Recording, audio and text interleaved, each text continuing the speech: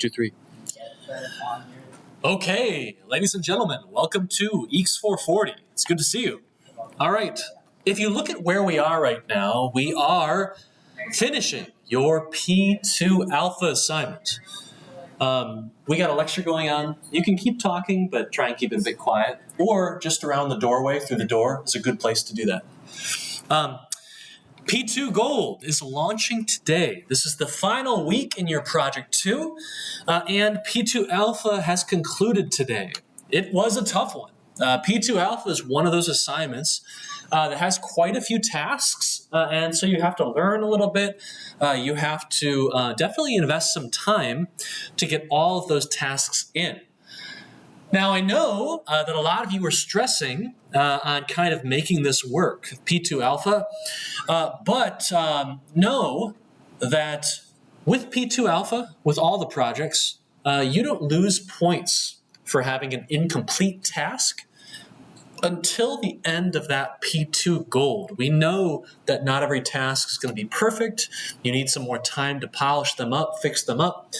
And so a very common technique is to kind of try and get a rough draft version of each of your tasks into the project. Get it on film, send us that recording so we can give you points for the task. And then this next week for P2 Gold, you've got 7 days to fix things up. And you don't have that much more that you actually have to do. If we look at the P2 Gold assignment spec here, you can see in the task spreadsheet, the only 2 new tasks that you have for this week, brand new tasks, are down here at the bottom. You need a custom player avatar by the end of this coming week, i.e., next Wednesday. What on earth does that mean? Well, that means you need to not have this little yellow character right here, this little yellow pawn kind of character, but you really want to have, you want to have a character that's walking around smoothly, but you want to have a character that's actually animating, and you want to have a character who is walking around when you move and when you stop. Their animations also stop. You want them to look in the direction they need to be looking in to make everything look good, okay? If you look at Pokemon Go, that's basically how Pokemon Go works. The other feature that you need to add, your second gold task, is to add some sort of new feature of your own design. We have a few examples in here that you can do if you want to. Probably the easiest one is having a Learn More link for your landmarks. One of the coolest things about Pokemon Go is discovering these landmarks around your local community and being incentivized to go discover them. But when you do discover them, you get to learn a little bit more about those things. And that is what that Learn More button is about. You go to the landmark, it's a particular, maybe it's the museum, or maybe it's no time. And you add an additional button that allows us to go out to a web page and actually learn more about that particular thing. So that is a feature, not a very complex feature, not a very big one, that would probably get you 100% on that task, okay? You can do more advanced things if you want to. For instance, how about a landmark that is a train that actually follows the Amtrak tracks that go through Ann Arbor? You could have a boss squirrel. So you have a lot of normal squirrels that are always harassing the trees and preventing them from growing. But you could have a boss squirrel that appears and maybe is a little bit more involved to take down. I actually want to show you a few of the fun P2 Gold custom features that we have had in the past. Kawhi Han and Alexander Kalams decided to create a boss fight with the squirrels that are the Mafia squirrels. So let's take a look at what that's like. You fight not one squirrel, but several, and they can shoot back. Let's take a look. Here we go. Okay, we're walking around. I think you actually get attacked by the Mafia squirrels. There you go. It's a trap. You're surrounded. You cannot earn blue bucks until you defeat them. The Mafia squirrels. Okay. So you're walking around exploring, you get attacked by the mafia squirrels, so you have to press that enter battle button and you have to take them out.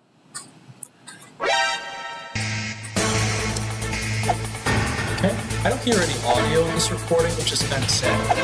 Oh, you know why I don't? Hold on a second, it's not the recording, it's actually the TVs. It's always the TVs.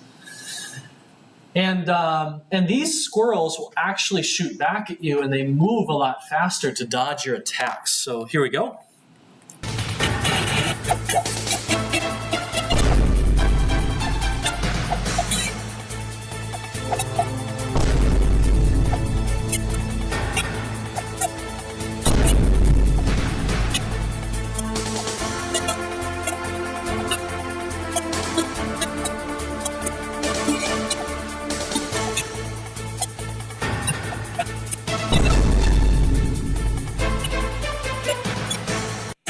Cool. You survive the attack, and things are back to normal, so not too bad. When you get hit by the squirrel, you can see in the corner you're actually losing 10 currency every time you get hit. Jiawei He and Kai-Cheng Han made a really, really cool one. This is a re-implementation of a famous Plants vs. Zombies game, mobile game, but in AR. So they have, well, I'll just kind of show you. You can plant, not trees, but you can plant actual plants from Plants vs. Zombies. You play as Crazy Dave, who has his 3D model here. And let's see here. Okay. You've got your sunflower character you can plant. I think there's a boss fight in here. Let me see toward the end. I think there is. Okay, and so you have this this bucket zombie that is kind of walking toward your characters, and if you plant a pea shooter, it will actually fight the zombie, which is really, really cool. If the zombie gets to any of your plants, it will attack those plants. Okay, knocked the helmet off. Okay.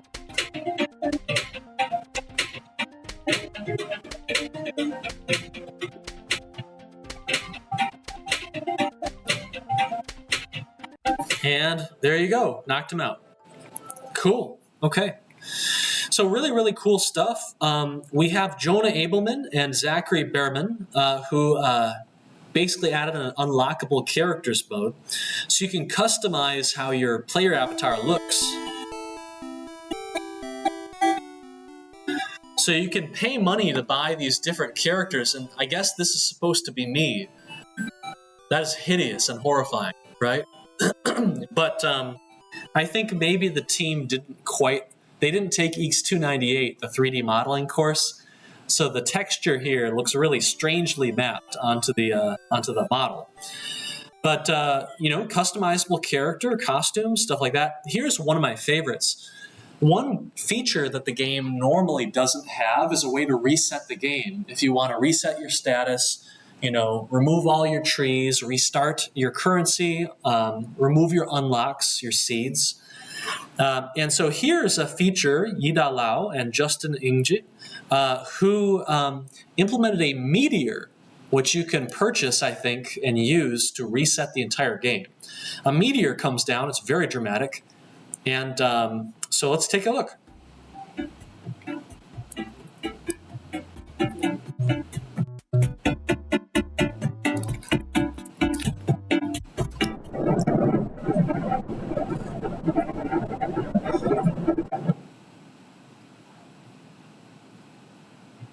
Boom.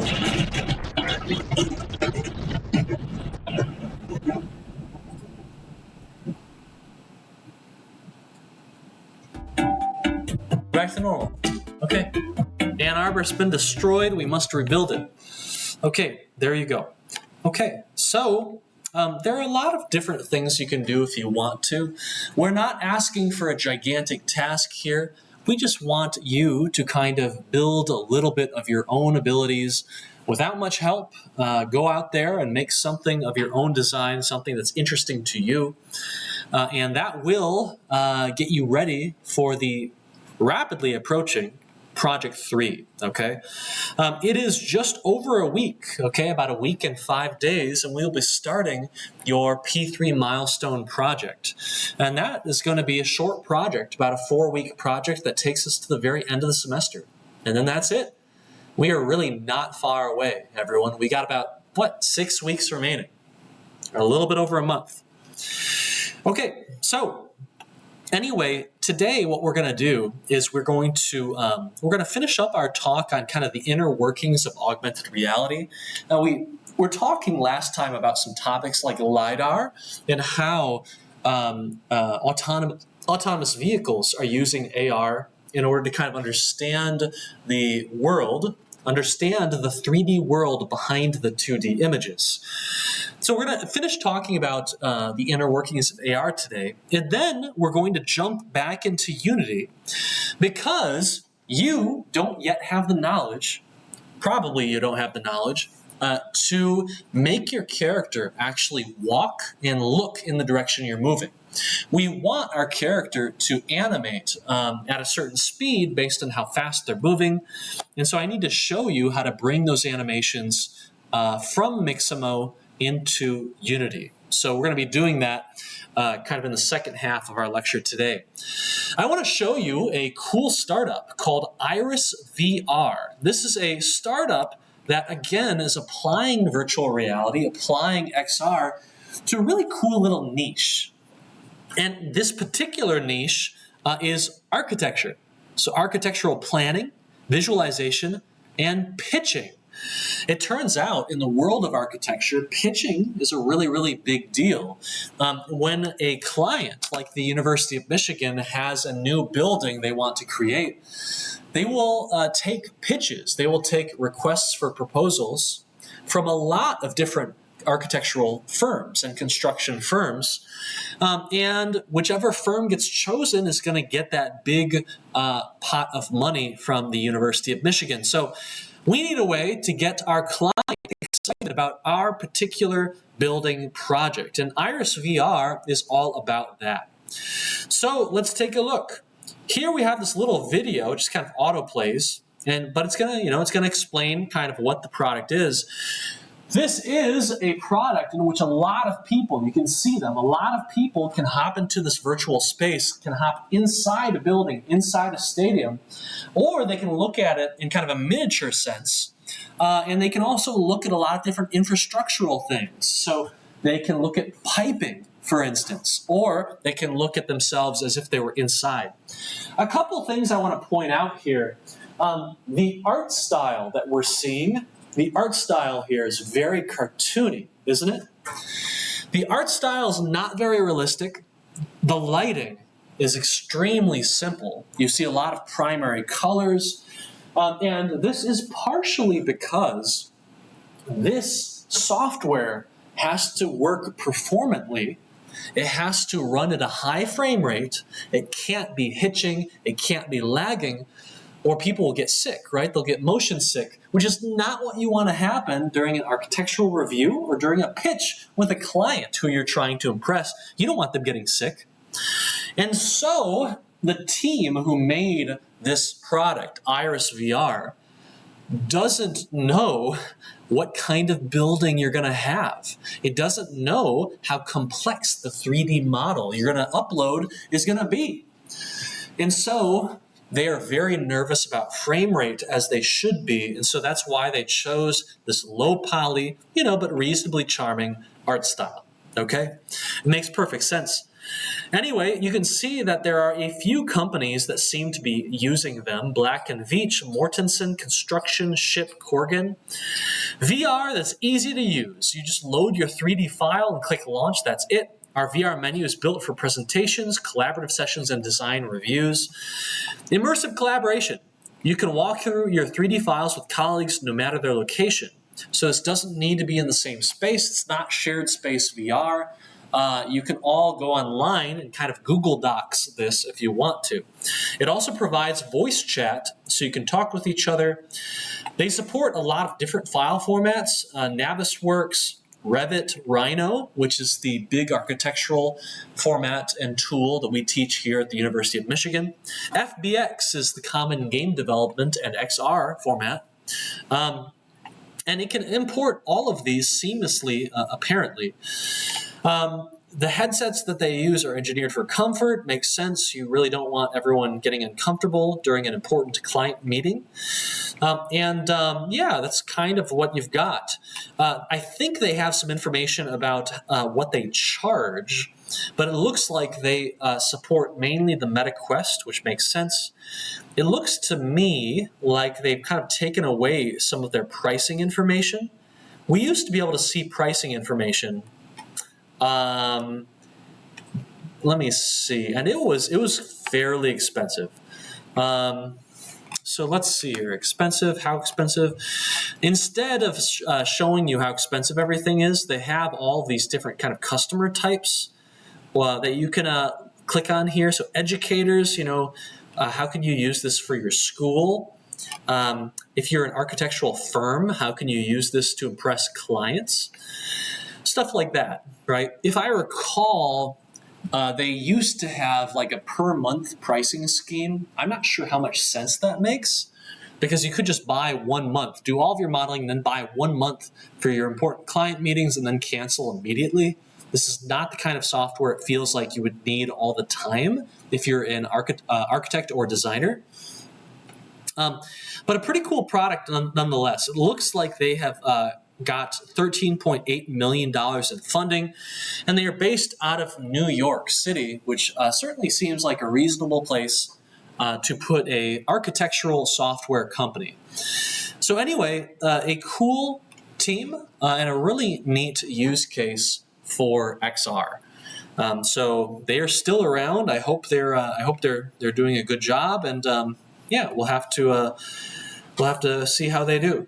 Okay, it looks right here, I'm seeing right here that's saying I should show you a Blender demonstration, which I guess I will go ahead and do. You don't need to keep up with exactly what I'm doing. You don't need to take notes as you watch this.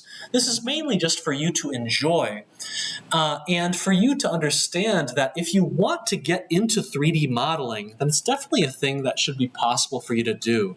If you want to take the EECS 298 course, the 3D Technical Art and Animation course next semester, then this is exactly the kind of topic that you will get to learn. But within Blender here, we have this beautiful viewport. I can do Shift-A, and I got all these options for things I can add. I add a cube, which is a very common way to start in Blender, and I can move this cube around. I can grab it by pressing the G key. I can do Control-Z to bring it back. And what I want to do is I actually want to make a cool block M. That's what I'm going to do. So I'm going to click on this cube. We're in object mode, but I want to edit this cube. I want access to its vertices, its edges, its faces. I'm going to hit Tab, and now I can see that I'm in edit mode and I'm in vertex mode. So I can grab all these little corners, all of these 3D points that make up my object. I can grab them and I can move them around as much as I want. I can grab all the ones on the top and then scale them up and down, create a cool like trapezoid volume. But what I really want to do is I want to take these and I want to go grab a face instead. I hit the 3 key to switch to face mode. I can hit the 2 key for edit mode. I can hit the 1 key for vertex mode. I'm going to hit the 3 key for face mode. I'm going to click this right here to come out here. Okay, I can just kind of hold Control, bring that out a little bit, hit G, and then I want to move this on the X axis, so I'm going to just hold that. Pretty cool stuff. I now want to extrude up here to create my block M, but this is not where I want to extrude it. I need some more geometry. Here's how I'm going to get it. I'm going to hit 2. I'm going to grab this edge right here, Control R for edge loops. I use the scroll wheel to create more edge loops. That gives me this nice plane, this nice face right in the middle. I can hit E to extrude it out just like that.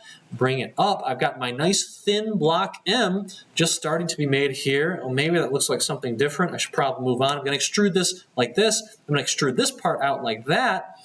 And now I'm actually going to bring it in a little bit like that. I can grab this side, extrude that out, bring it down on the Z-axis. Boom, I've got the first half of my M finished.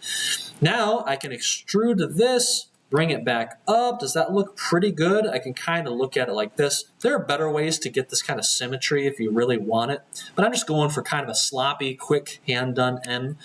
Okay, I'm going to bring it out like this. That's going to be my pillar going down. That's going to be my little overhang. I'm going to bring this down like that. Bring it down one more time, and then on both sides, I can bring it out like this, and I have my block M. Look at that.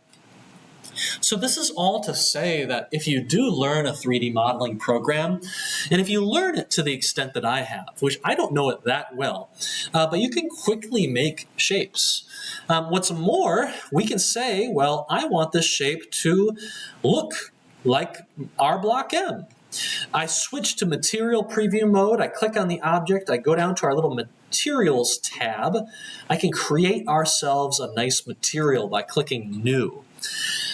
A material, as we've talked about in the past, is basically some information about how light is going to bounce off of the object, but it's also a collection of textures and stuff like that that help us add color to the object or affect which direction light goes flying in and stuff like that.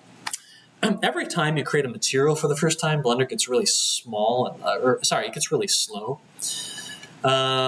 So just kind of have to wait. I'm sure Blender is doing something on the back end to get this material ready. Here we go. It's ready now. We've got our material 1. I can mess with this if I want to. I can go and make it yellow. So we have our nice block M just like that. I can add another material if I want to. Let's call this one blue. And I can take this material and make it blue, but we don't see any changes. There are no changes anywhere. That's because all of these faces have been programmed to use the default material 1 instead of the blue material. I'm going to select all these faces on the outside, a edge or a loop selection, Alt-click, and then I can click on the blue material and assign them. And now I have all of these faces on the outside using one material, the blue material, and these faces that are facing me are using that first yellow material.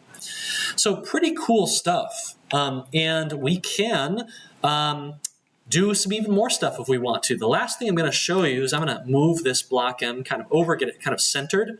Last thing I'm going to do is I'm going to go to object mode and I'm going to go Shift A. I'm going to add an armature, and you're going to see why I do this in just a sec. This armature, you've probably heard that most characters in a 3D modeling program or a film or even a game, most characters are geometry, just like this block M is. But it is also tends to have a skeleton. It tends to have a skeleton underneath it that is going to allow us to deform all of these vertices in a very convenient way. I'm going to take this little armature object, go to edit mode on it. I'm going to grab the end of this armature. I'm going to hit E to kind of extrude it out if I can. Can I? Hello? Hello? Can I? Am I in the wrong thing? Yes, I was in edit mode on the wrong object. Here we go. Okay, so I'm going to go ahead and extrude this bone out. You can see I can't really see my bone because it's going into my object now. I'm going to go in here to viewport display on the skeleton, viewport display in front. So now I can see my bones on top of the object itself. Super useful. I'm going to go into edit mode on this bone. I'm going to go and extrude it, press E a few more times, just kind of get it up there. Okay, I'm going to extrude it down here through the legs. Okay, bring it down here. That looks pretty good. So let's do the same thing on the other side. Bring it out here, bring it down like this, extrude it a couple times. We want a lot of bones in this area so that we can actually manipulate that leg, but we can't manipulate the leg if there's not much geometry here. So I'm going to go into the legs, Control R, oop, not like that.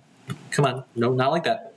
Okay, Control R, we're going to add a bunch of edge loops into that leg. Very, very good. I'm going to add a bunch of edge loops into this leg. Okay.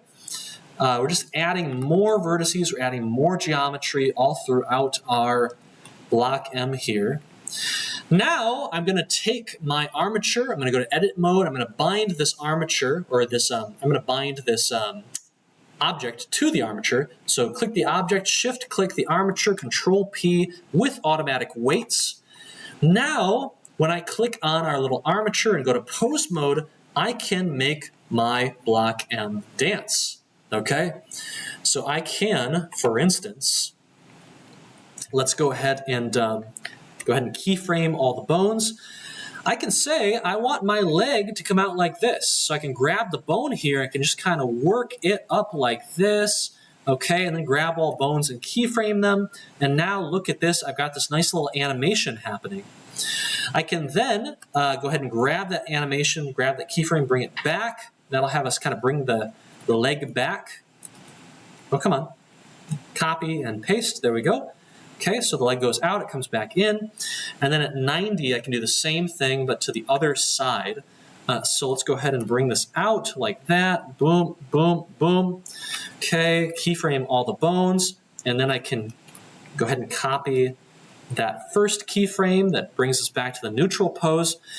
And now I can say the end of my animation is frame 120. I can press play. I'm going to go ahead and hide my armature, and now I can just watch my block M dance just like that. Okay, why am I talking to you about this topic? I just want you to know that learning a 3D modeling program is a very, very complementary thing to learning a game engine. You've learned Unreal Engine, you've learned some Unity, and to complete your skill set, I highly recommend you go and you learn some Blender, or learn one of its rivals like Autodesk Maya or 3ds Max. And if you want to, you can take the EECS 298 course next semester. It's a ton of fun, and we will teach you everything you need to know about Blender so that you can do things like create your own objects, create your own characters, and stuff like that. Okay? Okay, that is all that I wanted to say on that topic, and I'm glad I put this little Blender demonstration reminder here. What I want to do now is I want to finish up our talk on the topic of the inner workings of AR.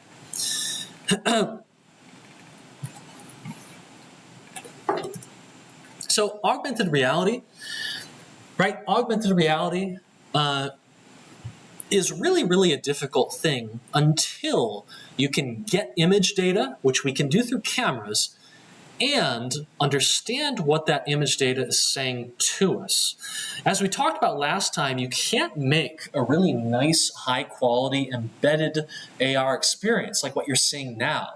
This whale, we know where the ground is, okay? We know where the walls are, so we don't go through the walls. We know that the waves need to splash roughly on the gymnasium floor.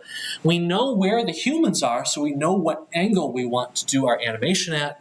And we know where the light sources are in this scene so that we can light our virtual character so that it fits in well with the physical things, okay?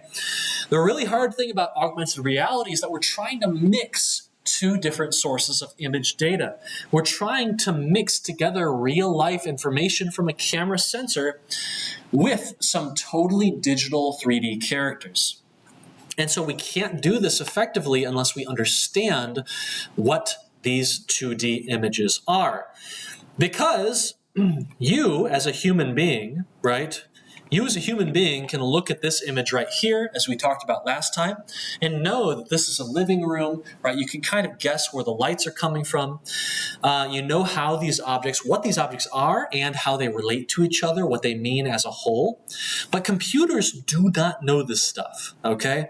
A computer, a piece of software that you write, some code that you write is only going to see this binary, okay? And it's going to be a huge mess. You're going to have just a 2D grid of 3 tuples, or 4 tuples usually, RGB and A, floats. And somehow we have to move from that grid of pixels to being able to say interesting things about that formation of pixels, right? We need to figure out where the edges are, where the surfaces are, edge detection and stuff like that. We need to figure out how we're moving through the space. We need to understand where the lights are. And last time we talked about LiDAR as a really useful technique for kind of figuring out where things are located. This is an extremely important challenge to solve because we need to know where things are physically just from a 2D image in order to prevent ourselves from running into, for instance, people or buildings or signs or obstacles in our autonomous vehicles.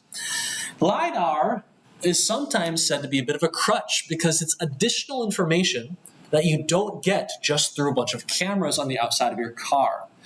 LiDAR is going to use a laser that is kind of sent out into the world, and the reflection back from the laser is going to tell you where certain obstacles are. Super useful information. If you look at Tesla vehicles don't have that. And you can say, well, it's part of their design philosophy. They don't want these ugly, big LiDAR sensors all over their vehicle. But that's only part of it. So Musk has said, I think in interviews, that Tesla views LiDAR as a crutch. Human beings do not have a LiDAR sensor, and yet most of the time human beings don't have a problem not running into things like the pillar in this room or running into each other. Now, we do have problems running into things when you can't see, when it's dark, or when maybe there's a blizzard and you're driving through a snowstorm or a rainstorm. And so there are some limits we can expect through a camera-only approach. But in general, Tesla is trying to recreate what humans can do because that's going to be cheaper. We don't need LiDAR sensors. We just need some good cameras, which we're already very good at making. Humanity is excellent at making cameras. So how do they do this? Well, they use a lot of computer vision, and this computer vision actually processes in real time. This is scene segmentation and decomposition, and Tesla actually released some footage. They released some footage of what this is like and what the Tesla autopilot sees when you're driving around. And after this commercial is over, we can actually check this out. So let's skip here, and there we go. So you can see kind of how Tesla's autopilot is thinking about the road. You can see it highlights stop signs in particular. It knows about them. And it kind of has this understanding of the road that is fairly consistent when it's nearby. But in the distance, it can get very twitchy, right? Very twitchy. It also can understand the 3D box mesh that represents objects and other vehicles parked on the side of the road, so it doesn't run into them. It can also see stop signs from a very impressive distance away. So the moment this turns around the corner, do you see that? A big stop sign image has appeared at the top of the screen, and we can see in the distance that we've found our stop sign. Now, I think many humans would struggle to notice it from that distance away. So theoretically, if every one of us are driving in these autonomous vehicles and the autonomous vehicles can talk with each other in real time, know where each other are, but also can spot things like a stop sign from a long distance away, further than what humans can perceive, well, theoretically, we can make driving dramatically safer. But that is just the theory, and you can kind of see that there's a lot of promising tech here.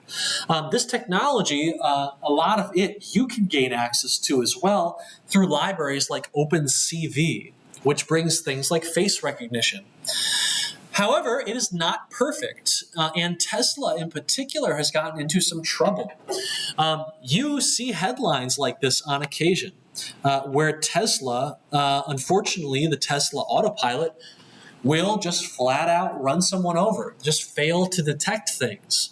The Tesla autopilot will sometimes just run into very obvious obstacles in the road.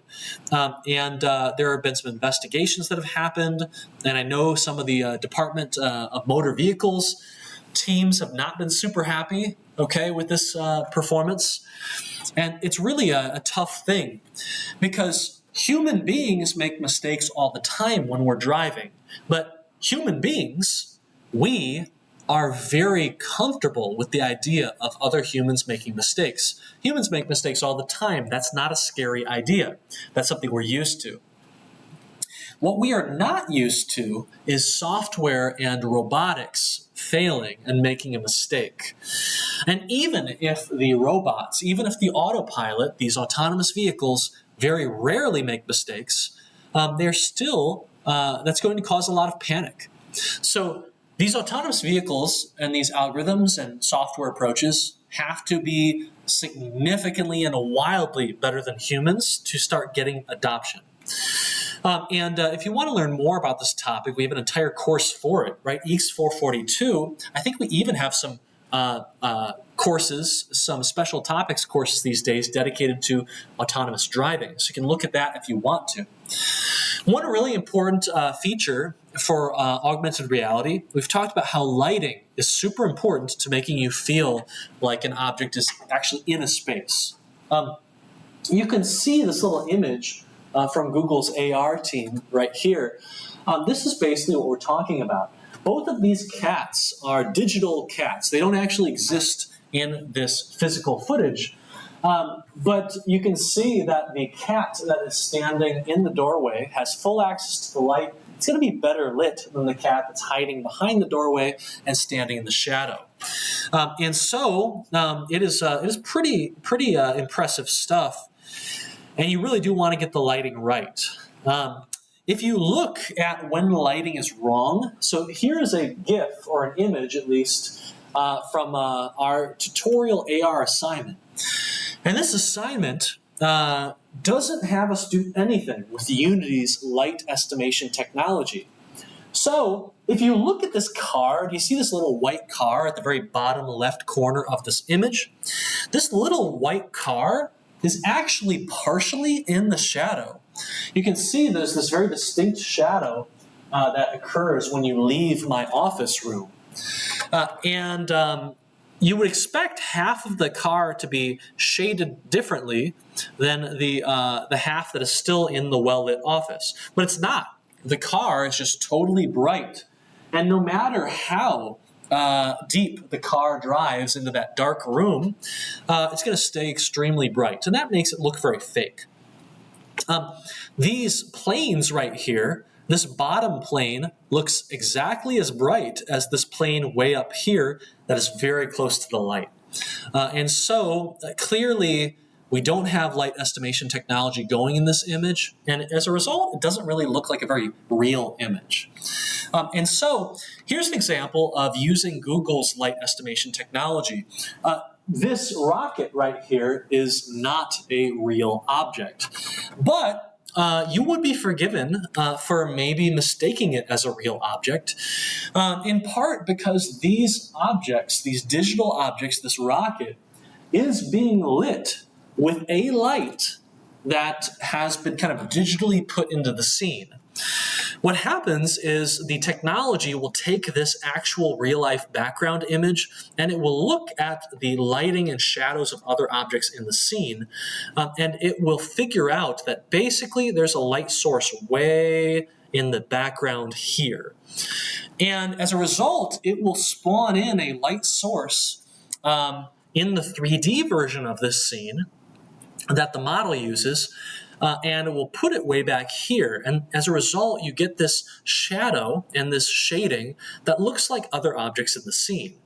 So you can tell that there is a light, the light source, the sun in this case, is coming from this direction. And so the technology is able to represent that in the 3D scene.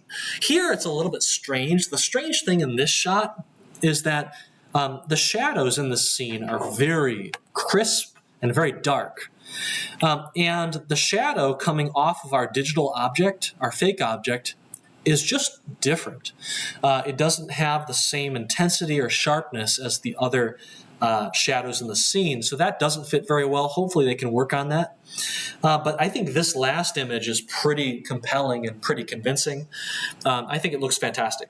So Old games often cheated with their lighting, and so you often had characters that just didn't really look like they fit into the scene. Often, the environment would actually be a pre-rendered image, which is how the environment could be very detailed for an older game.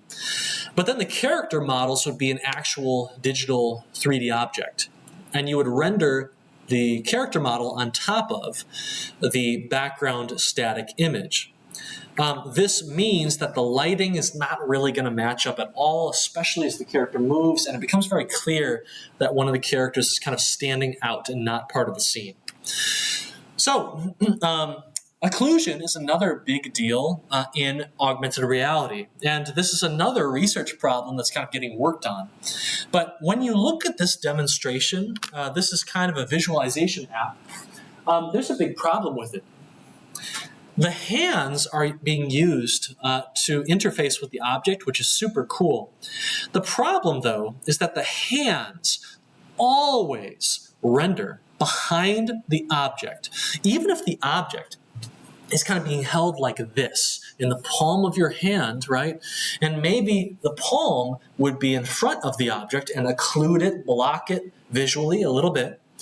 You're not going to see that. You're not going to see that at all. In fact, you can see this moment where the right hand in this GIF grabs the earth and kind of twists it to the point where you expect the back of the hand to be closer to the camera than the object is. And yet you see the object.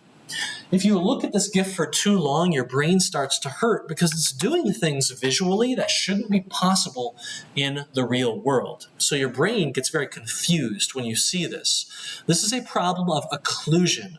We don't know where those hands are in 3D space, so we don't know whether we should render this Earth model behind the hand or in front of the hand. And it's tough, okay? It's a tough problem to solve, but here is an example of it being solved in Unity, okay? We have this human being and this background, okay? Very clearly, you know, real image, real footage. And we have this 3D object, this reef that is in the office. And we can see that the real-life footage, the real-life character, the person, is atop. It's being rendered in front of the 3D mesh. The 3D mesh is being rendered in front of the background footage, and you can see that this part of the 3D mesh down here by his shoes, this is closer to the camera. It clearly is closer to the camera than his shoes are, and so it occludes his shoes. It blocks visual of a part of his shoes. That is occlusion when it is working correctly, and it's a very hard problem to solve, but it looks like they've got something going. You can see some artifacts here where they didn't quite get it right, and it's kind of showing the background. These little white pixels are from the background wall when we really want to be showing the reef, right? The gray color of the reef here. But it's getting a little bit better. Yeah, this little zoom up, you can see an issue here. You can see here that Unity can kind of sort of figure out your hand and where it is and which parts need to render atop the background and which parts should be behind the background. But you can also see there's a little bit of a lag and there's some choppiness to it, right? Like it's imperfect, it's error prone. And so a lot of these technologies are kind of still being worked on and refined. Another fun feature is image tracking. This is something that we saw from the Microsoft Kinect quite a long time ago. The basic idea is given an image, right, you get from a normal camera, can you figure out where the bones of the character would be, right? Humans tend to have a pretty standard skeletal structure. And so you might be able to take an image and you can figure out where the bones are. If you can do that, then you can do very powerful things, like you can take this skeleton you're getting from the camera and the human on the camera, and you can map it onto a digital character. So if you're a VTuber, if you've seen any VTubers, or if you have watched a person like, basically performing, a performer, an actor, an actress, performing as a digital character or doing some motion capture in real time, then there's a decent chance they're doing this kind of thing. Here we have an example of the Kinect doing it a long time ago, like I think a decade ago at this point at least. And the difficulty, the problem with the Kinect here, you can see it, is that we have this half-second lag, which is not good for a lot of games and kind of makes some acting a little bit tricky as well. But pretty cool technology all the same, okay? We also have AR features like face tracking. Face tracking is where we can basically use something like OpenCV and we can detect what parts of the face are where. So this red block is the main facial area, but we have these little blue blocks to help us understand where the eyes are. Where's the nose, right? If you scrunch the nose to bring it up, that green block will go up with it. The lips, the mouth, what is the pose of the mouth? These are things we can use, for instance, in rehabilitation. One of the projects I showed you, Face AR, at the very beginning of the semester, uses this kind of data and technology to create mini games to get rehabilitation patients moving their facial muscles around and exercising those muscles to try and get control of their motor skills back, okay? You can sometimes, and this is a really cool application of face tracking, this is face tracking that detects your blinks, okay? In this game, you actually advance time by blinking. And what's really incredible about this idea is that human eyes have a built-in timer, okay?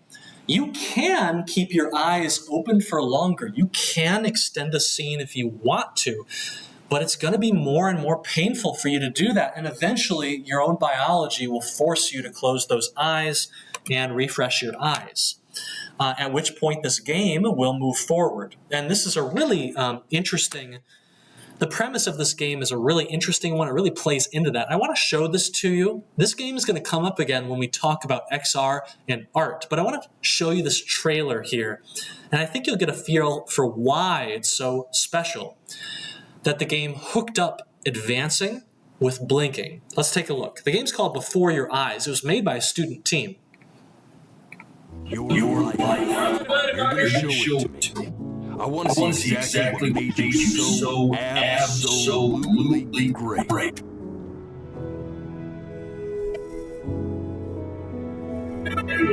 If you understand what I'm saying, blink over my hand here. Just think back. Very beginning. First thing that you can remember. Every time you blink, you're going to jump forward in time. Could be a second. Could be 5 years. We have to make this every birthday. That's a great idea. I don't know what I'd do without Benny. It's Chloe, your neighbor. But understand, I no love it. matter how much you like it, you're not going to be able to stay, all right? Your mother gone open to finally live without all the clutter. What's going on with Benjamin? You're ashamed of something so terrible. You're trying to blink right past it. Close your eyes, Ben. So I'll mess you with you, no matter how painful it gets. I'm going to send you there to start from the very beginning. I need you to remember. And just try to enjoy this time.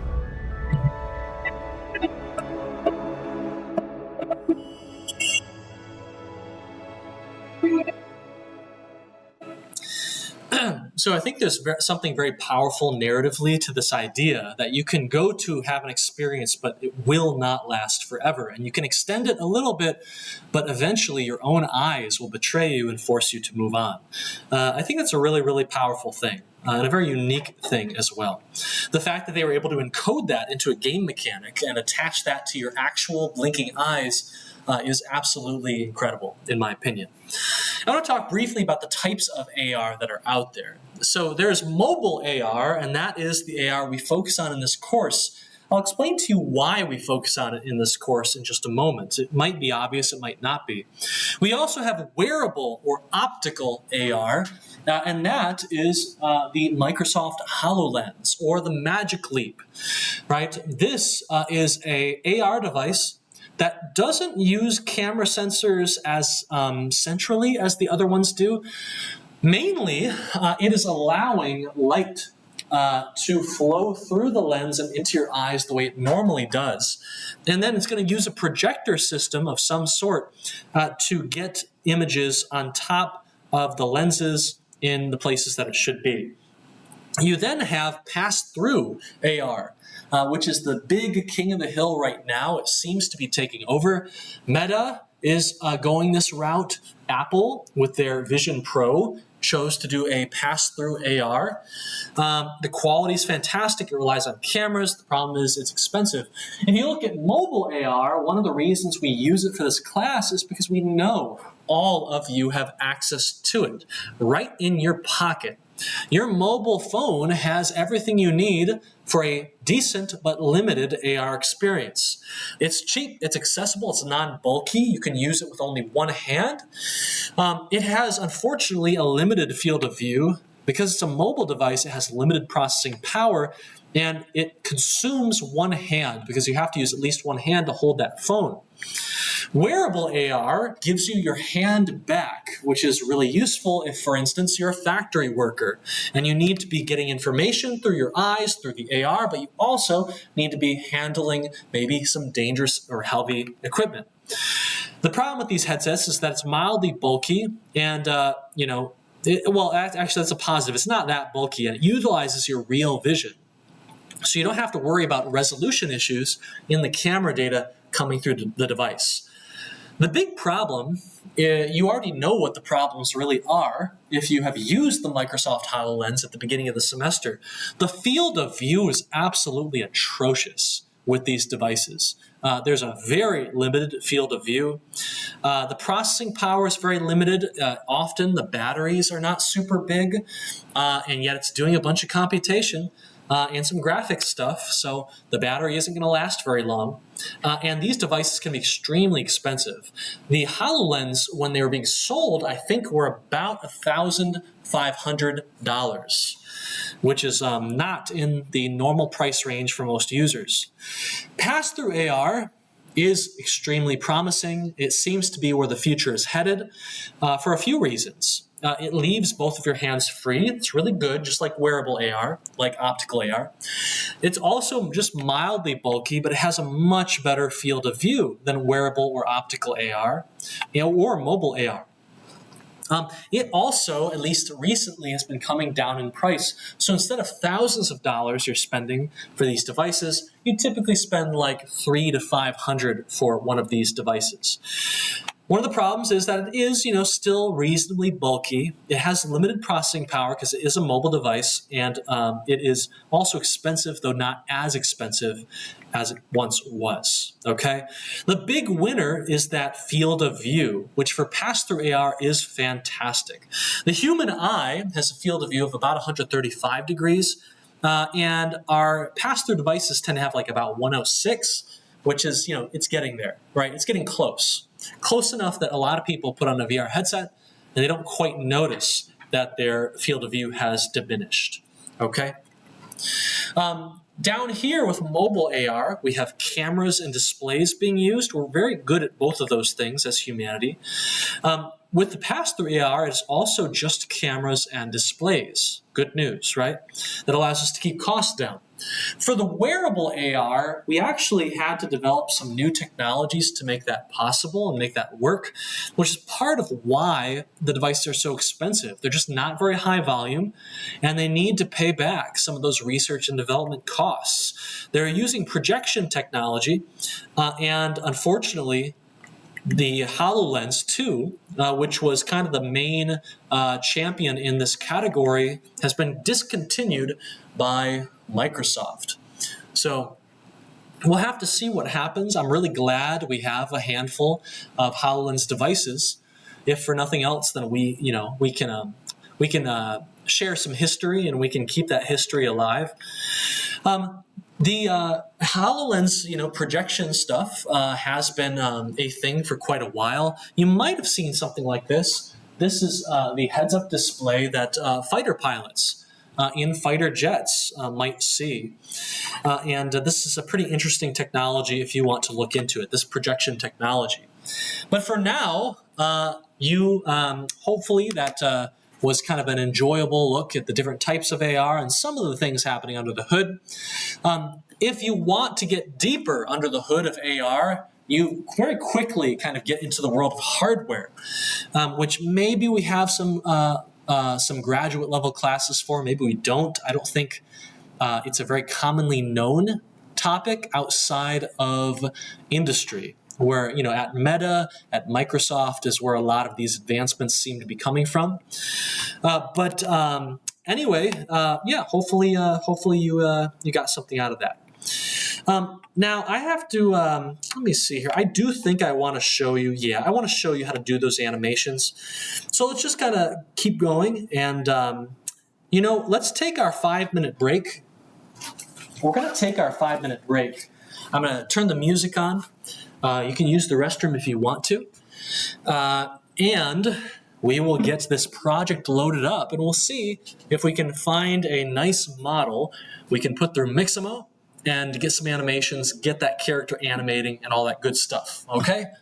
So we will see you in 5 minutes. See you then.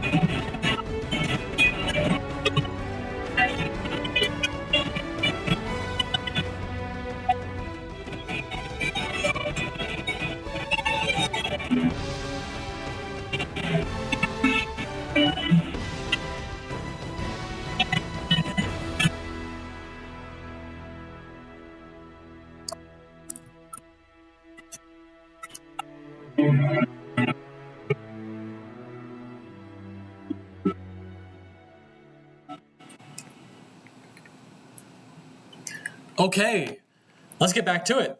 So we have our project here, and just a reminder of kind of where we are. Last time, we did these experiments in exploration mode in which we kind of hooked up this... I'll go ahead and mute it. You can't hear me. Okay, so I'll go ahead and mute that so you can hear me. We did this experiments where we could walk around, and if we had some acorns, we could click the acorn button to launch an acorn straight out of our camera. And we could also make it so that the acorn would hit squirrels, but it wouldn't hit you. Well, it wouldn't damage you. It might bounce off you. So that's something that you're going to need for your interaction AR mode. That's something you needed for today's deadline, I believe, at least a rough draft of that.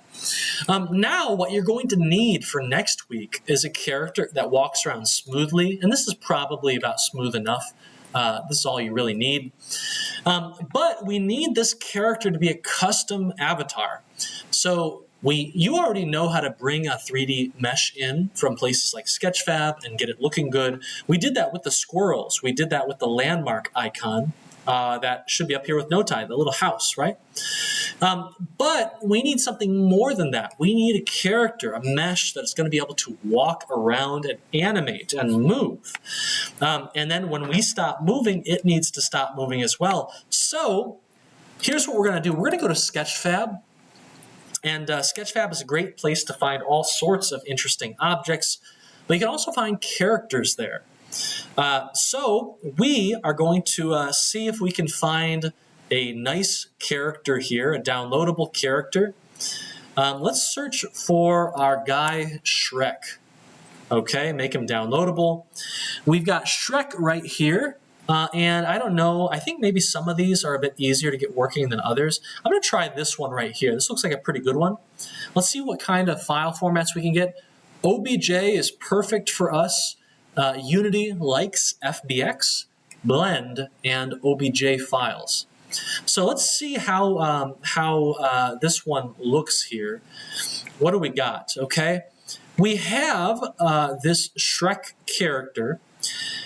But Shrek, this model, it's just a model. It doesn't actually have any animations.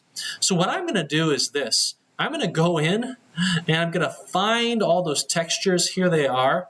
I'm going to kind of bring them over here into the source folder. I'm going to unzip this. Shrek figurine zip. Sometimes, man, you just have to go in and unzip all sorts of things. And I'm going to bring this stuff out. Control X, I'm just going to paste it right in here, okay? This folder now has nothing in it. I'm going to delete that. And then this source folder, I'm going to just call it Shrek, and I'm going to zip it up. Now, why on earth would I zip this up and turn it into a zip file? Well, this Shrek model, I already know, does not have any animations, and I don't think it has a rig either. So we're going to use a really fantastic free service online. It's called Mixamo. Adobe bought it. I'm a little bit surprised they haven't destroyed it yet. Shout out to Adobe. And so we're going to log in. We're going to create an account, log into your Mixamo account, and then we're going to try and import this character. So let's upload this character, and we need to have our character and all the files in that zip. We need to have it in a zip so we can upload it just like that. And if this works, Mixamo is going to show us our character. Okay? Now, notice Shrek doesn't have his materials. His materials are broken, but that is okay. It's okay because we're going to fix these materials up when we bring him into Unity. For now, we just need that geometry, and we need to help Mixamo understand, where is his chin, where is his wrist, and so we need to kind of move these things around. That helps their rigging algorithm figure this stuff out. Oh, this is elbows. Okay, hold on. I'm going to bring elbows over here. Knees are orange. And then the groin is going to be up here somewhere, okay? I'm going to click Next, and we'll see if this works. Sometimes this will fail. On certain models, it will fail. Maybe the model already has a skeleton. I think that can make it fail. Sometimes the geometry is just too weird, and it can't figure out how to make a skeleton, and that will fail. If it does fail, my recommendation is very simple. Go back to Sketchfab and try and find another mesh, okay? Uh-oh, I think it froze on me. We'll see if it finishes. Okay, let me refresh. Sometimes you have to refresh Mixamo because it gets kind of glitched out if you don't.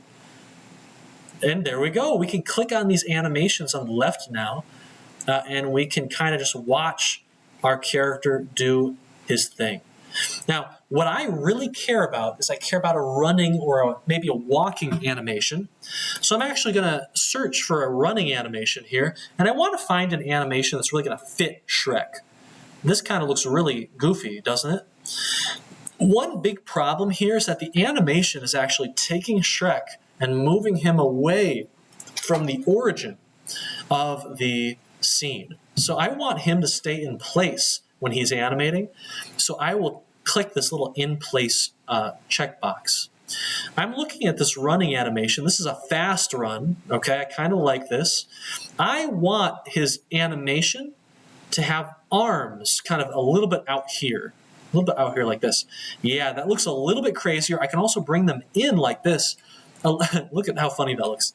A lot of these animations you can actually customize with these little knobs.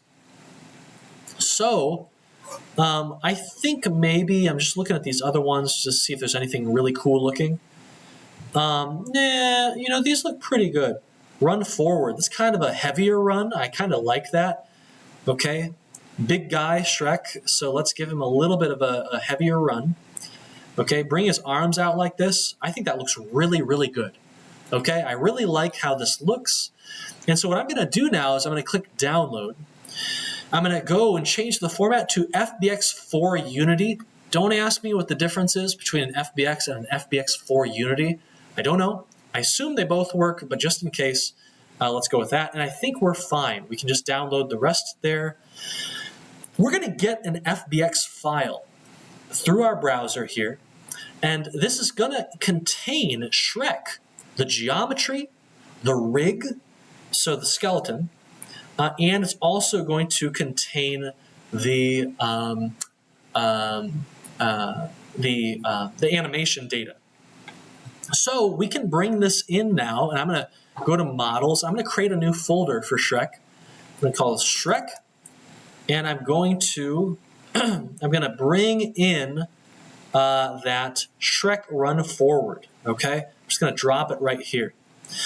Now you can see here that Shrek doesn't look quite right, and we can actually bring him out here, and we can see that he's like, well, first of all, he's super tiny. So let's go to our model. I'm going to go to the scale factor under the model tab, and I'm going to change this to like 10. Let's see how that looks. Okay, we got a much bigger Shrek character. I'll make him a little bit bigger, maybe like 12. And now we need to fix this problem that we have with his materials, right? So he's got this white default material. It doesn't look that great. You can see that buried inside of this FBX file, if we open it up, we can see that there are two materials that are in use on this mesh. We need to extract these so we can fix them up. So I'm going to go to Materials, click on the model file, go to Materials, go to Extract Materials. And now I have these two materials outside the file. I can mess with them if I want to. And it's often a good idea to mess with them. So we know now that this material right here is about Shrek's kind of torso and his clothing and attire. And this material is actually controlling his skin and his face.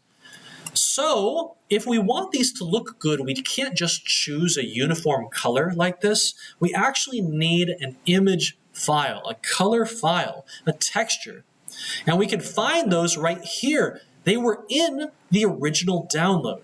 So I'm going to go into our Shrek folder. I got Shrek body, and I've got Shrek head and legs, and I've got Shrek.png. I'm going to drag them all in just like this. And then I can come in here. I think this one is for the shirt. So let's drag this in. No, I got that wrong, right? So now I accidentally put Shrek's shirt on his face, okay?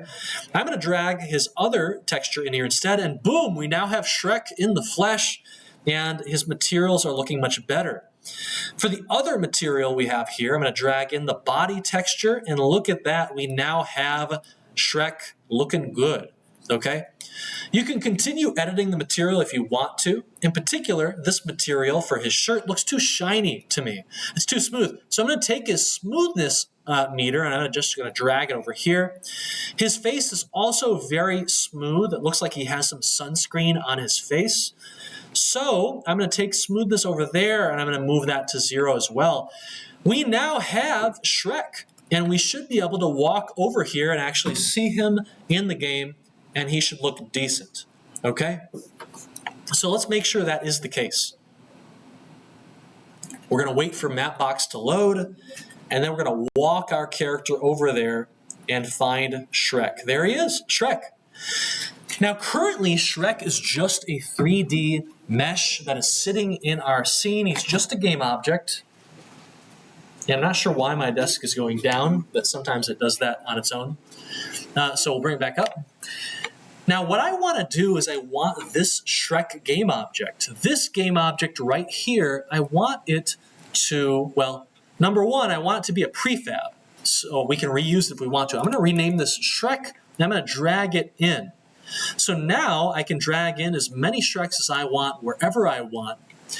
But I want this Shrek to move with my character, okay? And so we're going to go into our player target view, and we're going to actually turn off this sphere and this cube. We're going to make them invisible, and I'm going to take this Shrek object, I'm going to drag it in. So now I'll zero out its position. Now our Shrek character is basically where that cube and that cylinder was. So Shrek is now right on top of our previous little character. And when I move around, Shrek is also going to move. Okay? Go ahead and wait for Mapbox to finish loading. Okay. So we're getting somewhere. But this still looks kind of crappy, right? So a big thing is that when I'm walking backward, Shrek is never looking in the direction that we move. So we want to fix this, all right? We want to fix this, and we can fix this if you look. We can go to this player target game object, this player target view, and if I rotate it, I can actually rotate my character.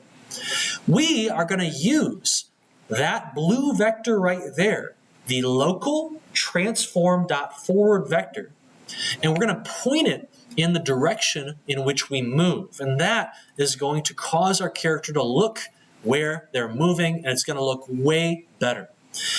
In order to do this, we can use this follow target component that we developed previously, but we're going to add a new feature to it. We're going to add a new feature, and this feature by default is going to be off. How are we going to make that happen? Well, we're going to create a public Boolean just like this, okay? We're going to create a public Boolean, public bool, and we're going to call this variable should look in direction of movement. And by default, it will be off. It will be false, okay? And we do this because other objects might be using this component, and we don't want to add a new feature that's going to change how they work.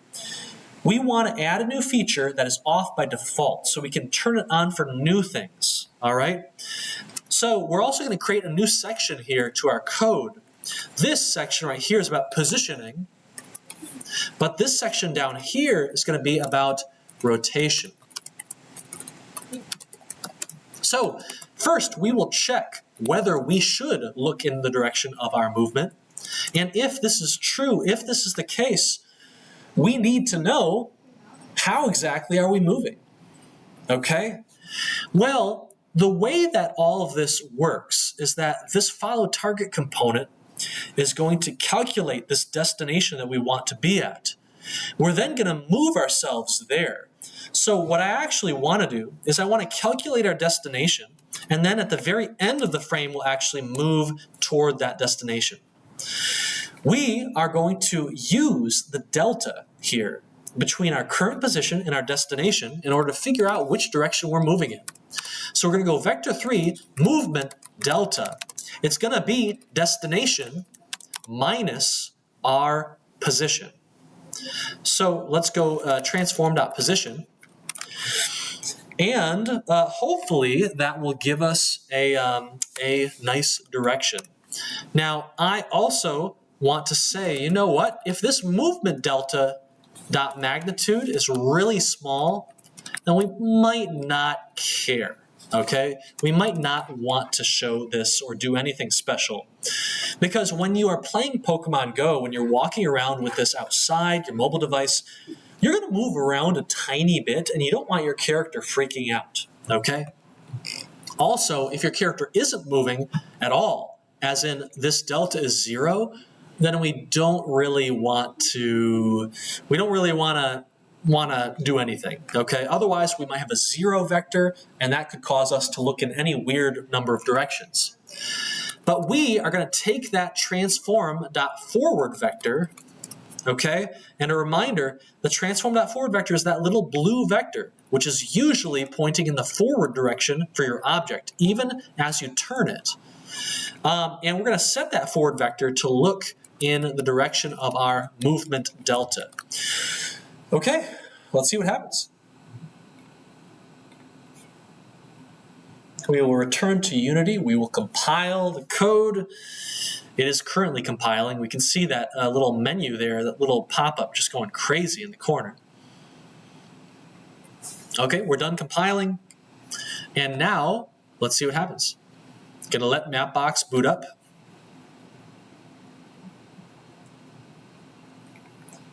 Okay, and it's not doing anything, but that's because, remember, by default, our variable should look in direction of movement is off. So I'm going to turn it on, and it's still not doing anything. Well, okay then. All right, there you go. I should turn this on by default, but let's go ahead and look at the code and study it a little bit more. So we have this object. It has the component. Rotating it and changing its forward should rotate Shrek, but it is not actually doing anything. And I wonder if maybe this right here is not working. So let's do this. I'm going to add or true. This will make sure that our line of code right here is running. And if we need to, we can make that number even smaller if we need to. So let's try it again and experiment. And maybe we can figure out what is going wrong here. It's a live debugging session. Okay, our should look in direction of movement Boolean is true. We can see the little checkbox. So There we go, okay? So we have this turning, and it seems to be working pretty effectively, except when we go down to 0. And Shrek does this really weird little movement, okay? Very strange. We don't really want him to do that, so I'm going to change my number here, get rid of true. We're trying to kind of experimentally figure out how low this number should be. Oh, actually, I messed this up, okay? I had the reverse logic. So it should be larger than. If our movement is larger than this small number, then we will use the movement to set our position, otherwise, or our rotation, otherwise we won't. Okay, let's give it another shot. Oh my goodness. I was up till about 4 a.m. last night, or maybe even a little bit later. I was working on a brand new lecture for the Game Engine Architecture students, EECS 404. Hopefully they like it. Okay, and here we go. And when we slow down, we're still getting a little bit of that movement, which is a little bit weird, okay? A little bit strange. But I think we are probably okay. Maybe we can make this number a little bit bigger, but I actually don't think it's that important. We'll try it one more time, and then we'll move on, because I want to show you some more interesting stuff, some animation stuff in just a sec. Because this model we brought in has animation data, and I'm going to prove it to you in just a moment. Okay, Mapbox doing its thing.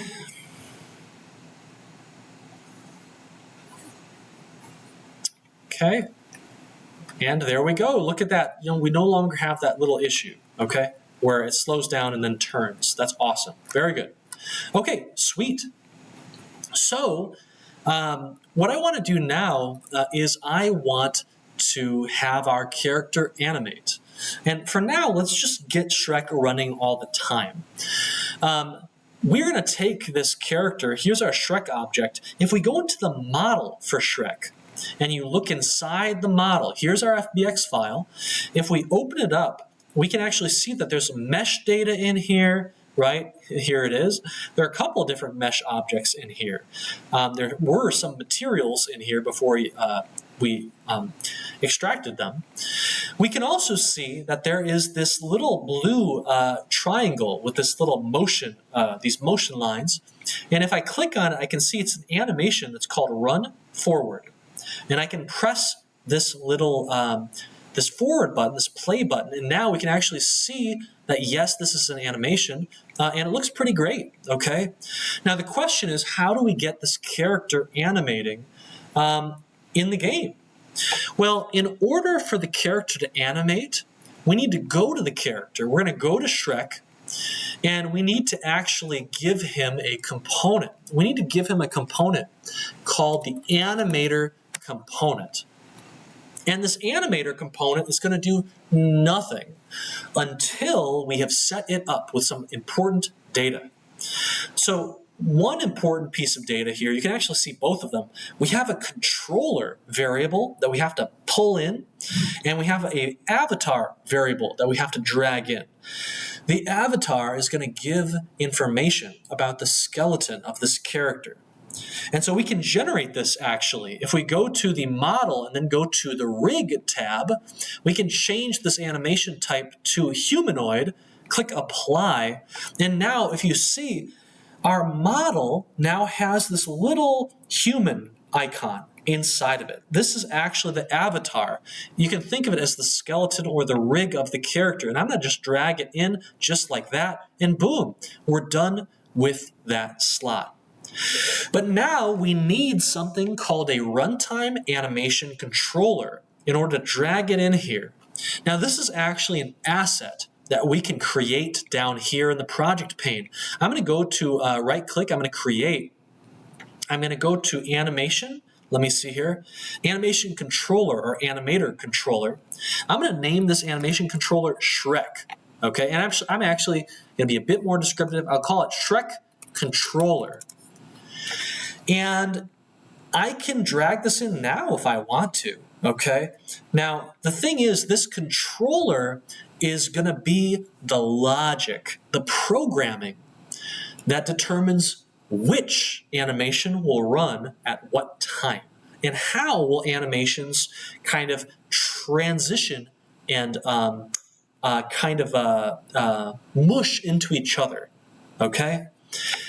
And right now, this animation controller has no information inside of it. It's brand new. If we click on it, we will open up a window up here called the animator window. And we can actually look around. I can use my middle mouse button to kind of drag around and look around in here.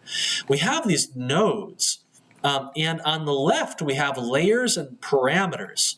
Now, in EECS 298, you learn all about this and how to make some really interesting, complicated animation logic for transitioning from one animation, like a punch, back into the idle animation, right? Or to something else. But we actually don't care too much about this because we only have one animation that we care about. We just want our character to be running pretty much all the time. So, in order for any animations to actually run within this controller, we need to drag that animation up. So I'm going to go down into my file. I'm going to see that triangle with the wavy little speed lines. I'm going to drag it in and drop it in to my animation controller. And so now we have this run forward animation just like this. And by default, we are going to start within this animation. So let's go ahead and play the game and let's see if we can see this animation run and see if there's any problems with the animation. Okay, here we go, here we go. We're loading up Mapbox and there we go. And Shrek starts running. Did you see it? It was very short. Shrek starts running and then he stops, okay? Shrek started running and then he stopped. What's the problem, okay? Well, if you look at the animator tab while we are playing the game, and I can actually bring the animator tab over here, we're still playing the game. If I click on the Shrek object, the animator tab will show me what the problem is.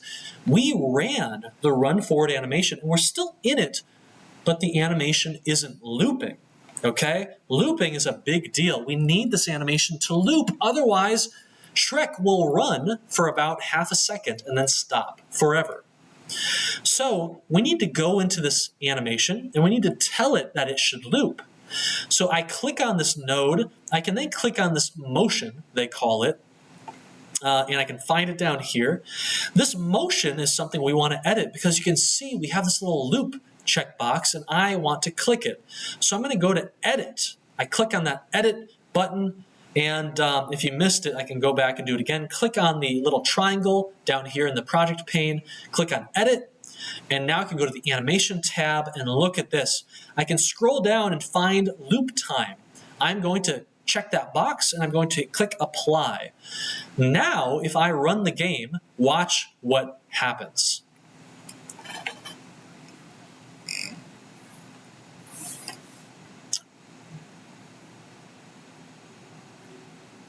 Okay, Mapbox is loading, loading, loading. Okay, and look at that. In the game view, we can see that Shrek is now animating. He looks awesome, okay? He turns to look in the direction he is running. He's kind of terrifying, but that's what we want from an ogre, right? And over here on the right side, we can see that the run forward animation is now playing, and it's playing on loop, which is exactly what we want. But there's a problem. The problem here is that our animator is playing this animation even when we're not moving, okay? And we only want to play this running animation when our character is moving, at least a little bit, okay? And so we need a way to turn off this component, or at least change the speed at which it plays the animation. To be clear, we care about this Shrek game object, and we care about this animator component. This animator component is responsible for that animation we're seeing. So, how can we control this animation component, this animator component? Well, one thing we can do is we can write a new component, and let's call this animation speed is movement speed. Okay, very descriptive. And now that I've added this component onto my Shrek game object, I need to remember that putting things onto this Shrek game object and changing things of the Shrek game object does not change the prefab for Shrek, okay? If I go to the prefab down here and open it up, it actually doesn't have that new component that I'm making. So I'm going to go here, I'm going to click Overrides, I'm going to click Apply All. Now, let's write this new component. We have our animation speed is movement speed component. I want to get a reference to that animator component. I'm going to call it anim. Okay, this is going to be a variable where we're going to store that animator component. And AI knew exactly what I wanted to do. Anim equals get component animator, which is going to get me the reference right there to that animator component. That's the one that's making Shrek animate. So once I have this anim variable, what I can do is I can say, hey, I want the speed of this animation playback, the speed of this animator component, to be whatever I want it to be. In fact, the logic is basically bool is moving, okay? I'm gonna set that to false, and if is moving, then we're gonna set the animation speed to 1, so we play back the animation speed at a normal rate. But if we're not moving, I want to set the animation speed to 0, okay? Now the question we have to figure out is we need to determine if we're moving or not, all right? How can we do that? Well, here's a pretty foolproof way to know if you're moving or not. What you can do is every single frame, you can keep track of your previous position. And when we start the game, I'm just going to say my previous position is my current position. That's a pretty good starting value. Then what we're going to do is we're going to say, hey, if my current position, which is stored in transform.position, we could do not equals, but I feel a bit nervous about that because most objects are slightly moving all the time. What I actually want to do is I want to calculate the distance between these two things. So let's go vector3.distance. If the distance between my current position and my previous position is really small, right? Let's calculate this. So float distance moved this frame.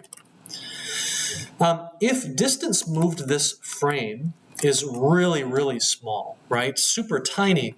So maybe something like, 0.01, we would probably say that we're not moving. Another way to say this as well, if it's larger than that, then we are considered moving.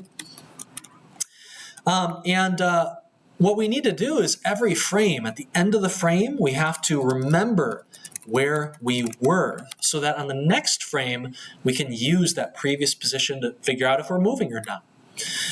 So I'm going to actually make this a little bit smaller still, and I need to put that F there so that it's not a double, it's a float. Unity really prefers we always use floats, so we're going to use a float. And now let's see what happens, okay? We are setting the playback speed of our animator component, okay, based on how quickly our object is moving from one position to the next. If we're not moving at all, the speed should be 0, which means we should not be animating. If we are moving, the speed should be 1, which means we should be animating, okay? And you could even make this logic a little bit more interesting if you wanted to. You could make it so that the faster you're moving, like maybe if you're driving, you play the animation really fast, or if you're walking slowly, it's a slow walk, or if you're not moving at all, it is no movement at all. So I'm not moving and we don't see the animation playing, and that's exactly what we want. But the moment I start walking around, look at that, okay? We are moving, and we can see that animation playing, and it doesn't look half bad, okay? It looks a little bit choppy, but that's okay. So rock and roll, and when we stop, pretty quickly, Shrek's animation comes to a stop as well. If you really wanted to you could set things up to have it play an idle animation. So Shrek might be standing with 2 feet down when maybe looking around, right? So when we talk about idle animations, and running animations and jumping animations, you can see an example of all of this in the EECS298.com web game. This is the kind of stuff that we kind of teach you how to do. So here we have this character, Prince Random, and he's currently playing his idle pose, his idle animation. If we start walking and moving, he will do this kind of trotting, little skipping animation. If I jump, he will do this jump animation, okay? Same exact thing with Peach, okay? She is currently in her idle animation, just kind of standing there, still looking around. When I start to move, she will start to bob up and down, go into this little ninja sprint, and she also has a jump up animation and a jump down animation. We choose which animation we want to play based on whether she's moving and whether she is vertically moving, up or down, in the middle of a jump, okay?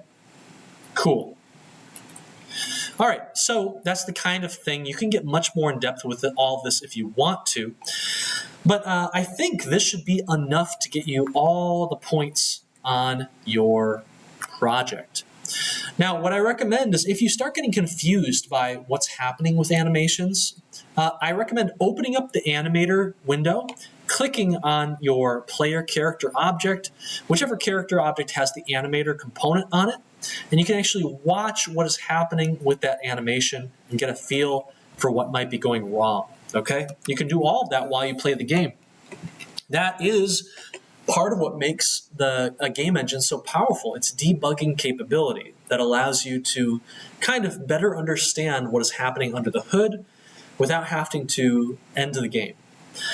So I think that is pretty much all I wanted to show today. And hopefully that'll get you through that final player avatar task.